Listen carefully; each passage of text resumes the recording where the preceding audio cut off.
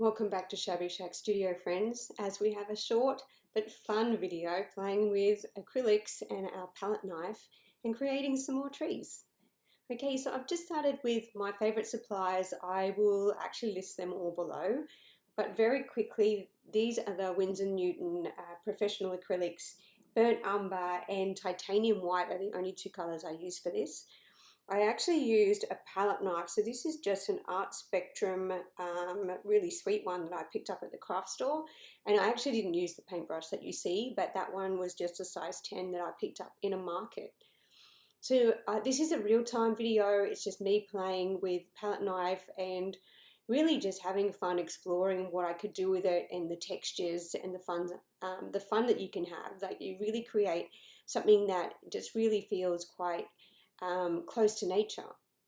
I will mention the paper. This is one I picked up at a garage sale, so I actually think it's quite an expensive paper, but it was just a leftover that literally had been thrown on a table.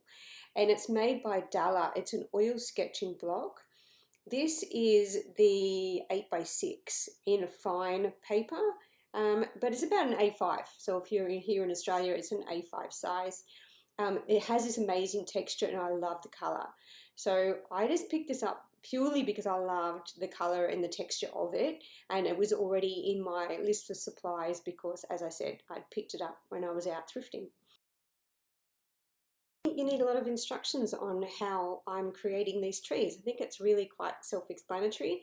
I added a little bit of water to these paints when I first added them to the palette, but not an excessive amount because I wanted the paint to still be quite thick and textural.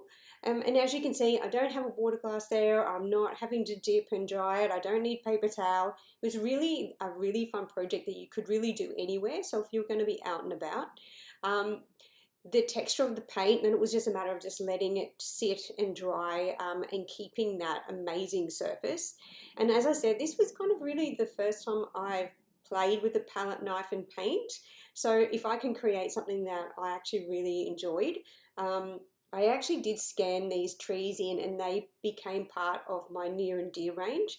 So you're welcome to have a look at that if you would like to see. It has characters like stags and deer and hares and birds and all kinds of stuff in it. And it's a gifting range that is perfect for Christmas, but it's really perfect for all year long because you could use it for Easter or Father's Day or anything at all. So, but I did actually scan these trees in and I used them as part of that collection. So I just love the texture.